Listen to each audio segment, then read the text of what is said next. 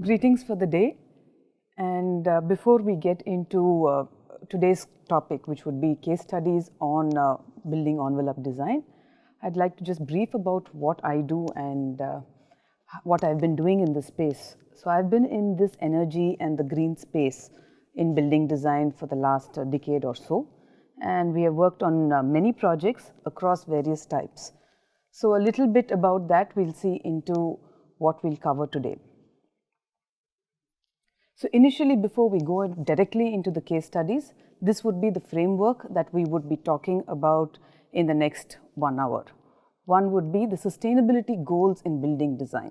So when we look at the larger, the bird's eye view of the entire design process, envelope is one part, but how do we go about with the envelope is only when we decide on the goals of the design process itself.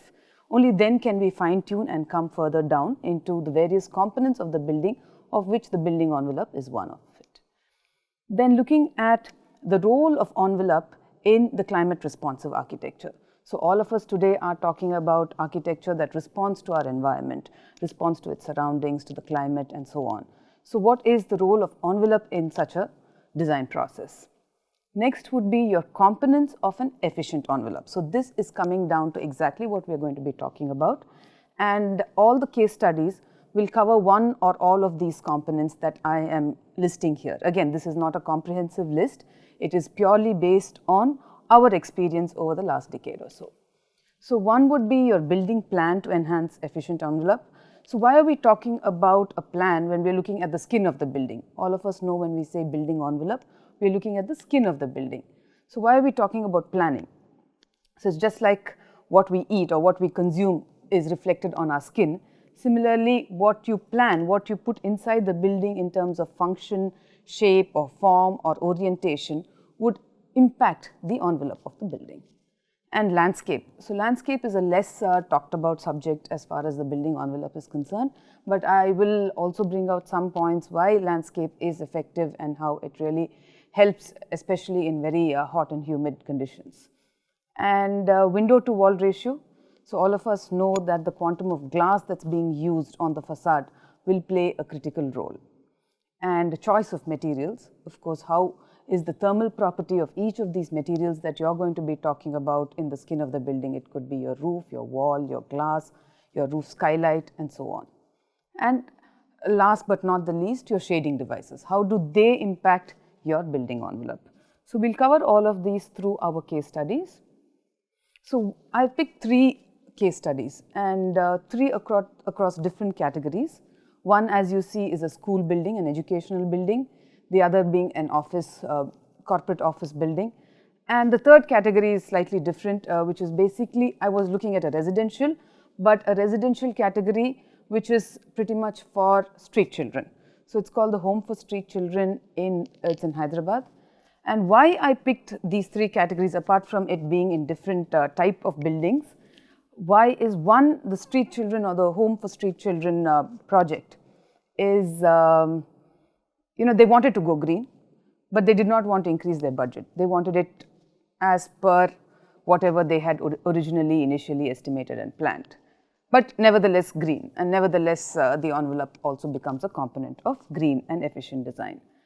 The last case, that is the Coal India corporate office building, is a plush building. Coal India, being a public sector undertaking, has all the funds, wanted a landmark building, had enough funds for the best possible features. So I'll tell you how the envelope was dealt with in that section. And then the ELA Green School, being our very own school, we have the luxury of all the expertise, the analysis, the tools at the least cost possible.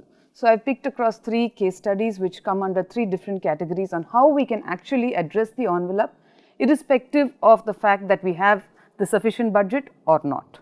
So when I started this whole session, I said goals in building design. So how many of us actually set sustainability goals? We all have how our building should look, or how should the shape of the building, the glass. We have so many other criteria, the kind of classrooms that we want or the kind of rooms that we want, etc. But do we think of energy efficiency? Do we look at water efficiency being the primary criteria, or do we look at usage of materials? Or do we look at a building that will allow for integration of technologies? So when I say integration of technologies, what we do today, it should be a flexible, it should be modular. Can we do something which we even don't know exists today, but will that building be able to integrate that tomorrow? How is it flexible in design? So in which case, are we looking at a whole building analysis that treats a building and a site as a complete system? This is critical because when you place a building on a site, if you look at it as just the particular site, then we are really not doing justice to the entire design process. So for that, we'll have to see what is the site surroundings, how does it impact our site, how does it impact our building, and also do we also look at the building and its various components of the building as the interactions between all of these components as one whole. So one is the MEP, the mechanical person may be designing, the architect will be coming out with a beautiful design, the structural person will be coming out with various designs. So how do we look at it as one whole and see the interactions between all of these components? What is the landscape consultant going to add value? So if we don't look at it together as one large picture, as we call it as the integrated design approach today, we are probably not doing the best justice to that project. And also, are we going to look at providing opportunities for learning? Is this building going to be serving as a textbook for other people? Is it an educational building, or is it a building where it's going to have many visitors from different countries? So do you want it to be physically or visually looking like something that people can learn from it immediately? And are we looking at net zero? Are we looking at energy as a critical focus? How much of, if not net zero, if we do not have the budget for that, what are we looking as in terms of offsetting, in terms of renewable energy? And critically, what are we doing? Are we trying to not only just look at various elements in terms of enhancing the performance, but what would be the most critical component is how do we minimize our first cost? So although we are looking at a payback, etc., but how can we do that? Can we do that at all? If you're talking green, does it necessarily have to mean that you're actually spending more? We'll see as we move in through the case studies. So what is critical here is the goals we set define our design process and in turn our output, and output here being the complete building.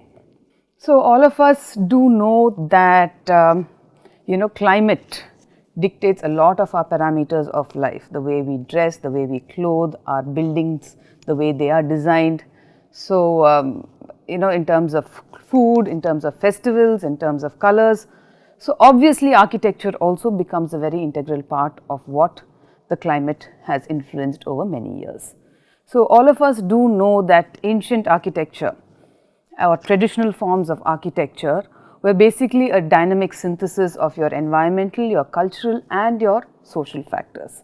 So the critical component is we are not talking anything new. When we talk about envelope design or when we are talking about green building focus, etc., we are not talking anything new. We are only trying to see how do we actually bring in all these factors that once influenced our design process. Of course, today we face a lot of constraints in that process, and how do we overcome that? So if you see, many features in architectural design per se are a functional response to our climatic conditions. So I just wanted to take one example. If you see the lattice screens, and these are across the globe. So you can see it in Jaipur, you can see it in Jeddah, you can see it in Cairo, you can see it in Tunisia. In all of these, they had a specific purpose. They were derived because, how do we cut out or intercept the direct solar radiation or the direct heat that's going to fall on the building, and also to soften the uncomfortable glare. So we don't want large openings where there's going to be a lot of glare, so screens. So they basically, instead of having what we have today, screens inside our glass, these were architectural features. And also, it also served as an element to provide privacy. So this becomes again a cultural, a social factor, and the aesthetic value. So in one country they use wooden lattice screens, in the other it was stone. So that depends from country to country. Similarly, those kind of concepts are being incorporated in today's modern architecture. So it need not necessarily look like what it looked, but it would have the same functional value. So this is where we are trying to say, let's try and bridge what we are trying to achieve through the green building design process in terms of the principles of traditional architecture.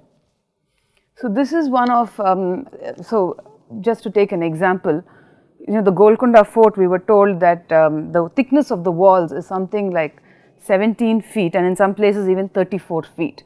So this was primarily done for various reasons. Being a fort, it probably was a safety security reason as well.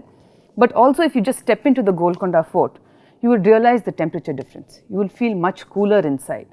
Of course, today we do not have that kind of luxury of space, or we do not have that kind of budget and time frames.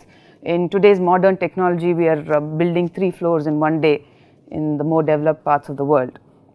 So how do we still achieve the same temperature differential in today's technology of, let's say, precast, let's say modular? There are so many things that is available today. And how do we apply these climate responsive design measures in our today's buildings?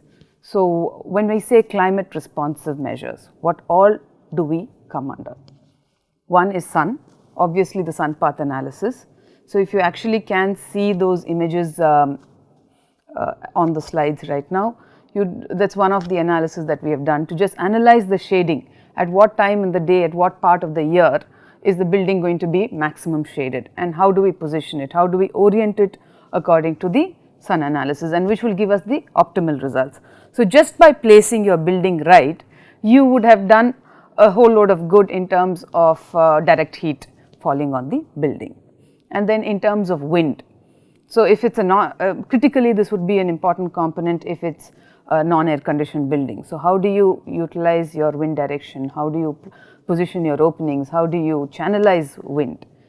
Temperature, so what is the kind of temperature of that region, and how are we going to address it? Relative humidity becomes critical mostly in coastal areas where you have your humidity levels are very high, and this is where most of your passive measures really don't work, because your discomfort predominantly comes from humidity, not so much the temperature.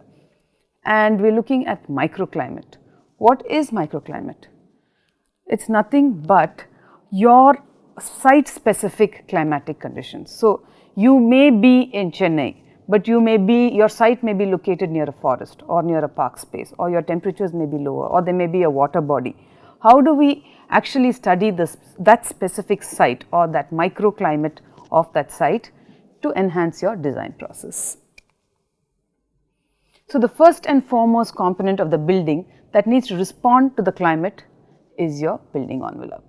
So when it's hot outside, the first thing that you find it uncomfortable is your skin impact, you're sweating, you're uncomfortable, it's burning. So all of the impact of climatic conditions is first felt on the building envelope, and that is why it becomes a very critical component for us to look into in our design process. So this is just a chart to show how critical is the building envelope to us. So when we look at the heat gain into a building, I'm sure all of us know that the maximum amount of heat comes into a building through glass. So this is just a high-rise building that we have taken out of various case studies that we have done. It's not a hard and fast rule, but we all know that more than 50% heat gain comes in from glass. And next would be your wall. So wall is again, it depends if it's a high-rise building, it's wall. If it's a flat structure, it could be roof. So wall versus roof would be your second important.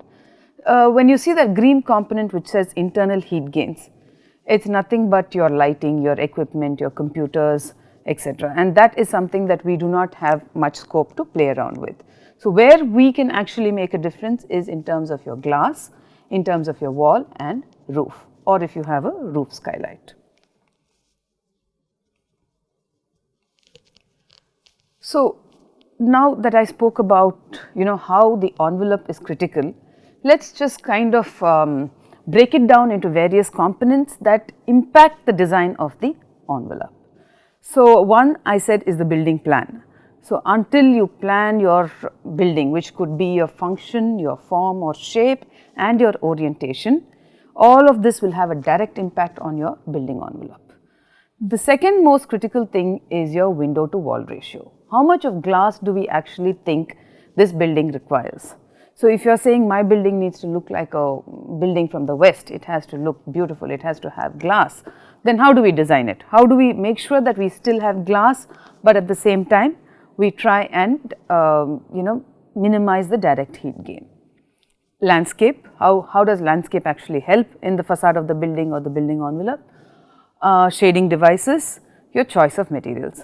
So this is what, based on our experience, we've just kind of broken it down and put into various parameters, and we'll talk about it. So every building not necessarily will have all of these components, but as I'll show you in the further slides, how some of these components have come to play an important role. So the first project would be our orphanage or the home for street children, and the owner being Auxilium Navajivana. It's a Salesian Sisters group, and we have been the architects, Ela Green Building and Infrastructure Consultants. It's not a very large building, about 20,000 square feet, ground plus one structure, and location is Hyderabad. So all of us do know Hyderabad is relatively pleasant throughout the year. Maximum summer, your temperatures can go even up to 47, 48 degrees. So, but summer lasts critically for a period of 2 to 3 months. So again, as I told you, this is an orphanage building and we had absolutely no budget to play along.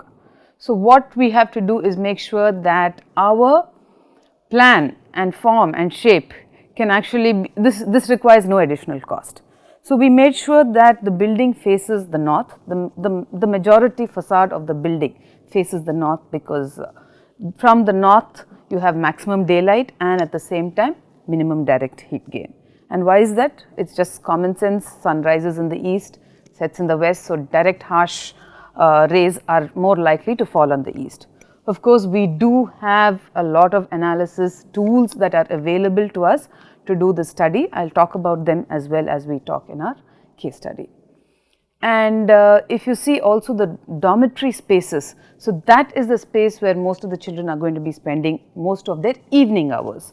But morning hours, there are a lot of learning spaces that are also there. There are language spaces, there are the homework rooms, etc.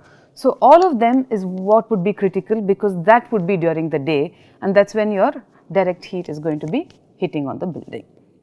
So how do we place those spaces in such a fashion that it is one of the most comfortable locations of a building? So when I say functionally placing certain spaces, let me just take an example of, let's say, academic building. We have an auditorium, we have classroom spaces, for example.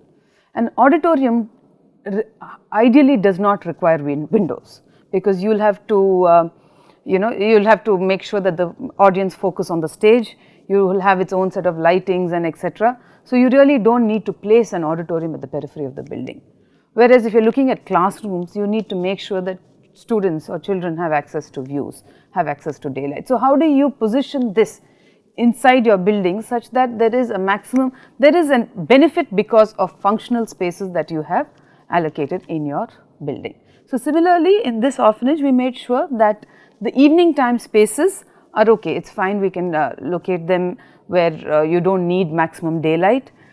And so most of the evening time spaces would be in the central part.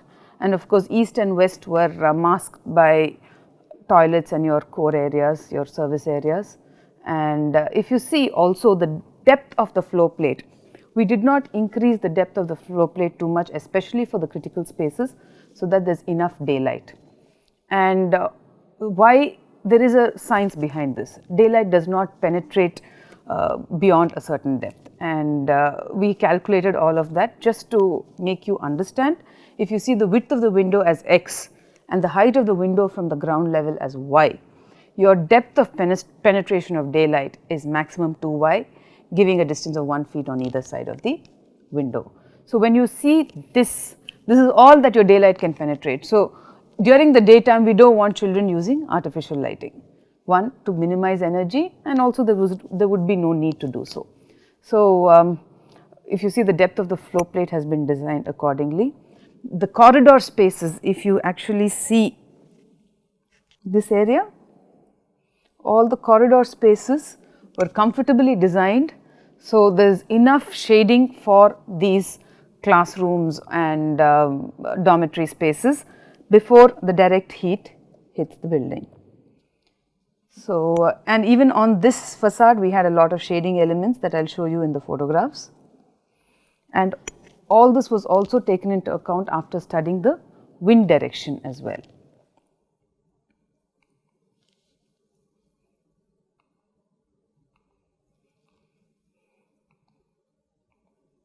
So, this is a typical floor plan.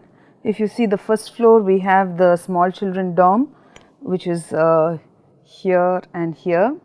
Then we have the guest room. So, the guest room, if you see, does not have access to maximum daylight, or it's why? Because it's not going to be occupied mostly during the day. And you have children's study hall here, the big children dorm over here. So, most of these spaces are well spaced out with access to, so there is only one point where they can enter the building, also keeping in account your safety and security as well. So, this is what, when I said we do our energy analysis and fix the best possible orientation. So, we use the IES software. There are various softwares available today which can help you, assist you to take the best possible decisions at the least cost possible. So, when I say how this can happen is when you are creating a simulated model, you are creating a base case which is basically based on international or Indian standards. So, if your building has to perform efficiently as per a standard design, you have for the building that you have designed, you will get a certain energy consumption, let us say X kilowatt hours. You run it through an energy simulation exercise for the parameters that you want to do. Let us say you do not want to spend so much on glass. Let us say you want to use roof insulation, or you do not want to use. So, then you will actually add these parameters into your design model and see if I do use a roof insulation, let us say, which is costing me 5 lakhs, my energy savings is 1%. But let us say I do shading devices which is costing me say 7-8 lakhs, but my energy savings is to the tune of 16%, then you would rather spend that money on using shading devices rather than roof insulation. So, these are certain things that we can play around at the design stage to achieve the best optimal solution. So, here again the glazing elements, the entire large components of glass that we have planned comes in the north and the south. So, the north having a lot of shading elements, and the east and west facades are kept to a minimum, and as well you kind of block it with toilets.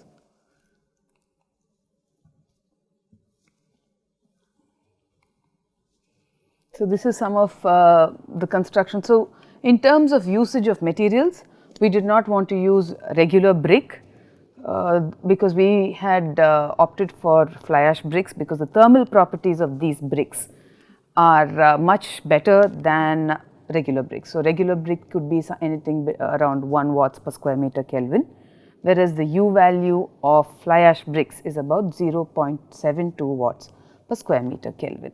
Now, when I say the U value, what does it mean? It just means it is a measure of heat gain through conduction. So, when I say 1 or my U value is 1, 2 or 3, the higher basically the U value, the higher the U value, the more heat gain happens into the building. The lower the U value, the lesser the heat gain. So, conduction is nothing but heat travelling from a warmer space into a cooler space. So, the lower the U value, lesser is the heat transfer. Similarly, if you see, if you look at this portion, we already have corridors. The corridor spaces have grills, plus an additional shading device also was provided. That is because if you see, these windows are the south facade windows, which bring in most of the daylight. These windows that are on the north facade also bring in daylight, but only to a certain extent, because you are trying to bring in a lot of shading as well. So, what did we achieve at the end of the day? So, this being an orphanage, they did have some sponsorship for solar energy. So, the savings that the solar energy brought in was 25.5%, and the energy savings without solar was 19.7%, and spaces that were daylit was 76%, and spaces with access to views were 100%. So, this is what we had achieved by the envelope design only by basic planning, orientation, form and usage of fly ash bricks. So, we could achieve a temperature differential of 3 to 4 degrees between the outside and the inside, and this is a LEED silver certified building.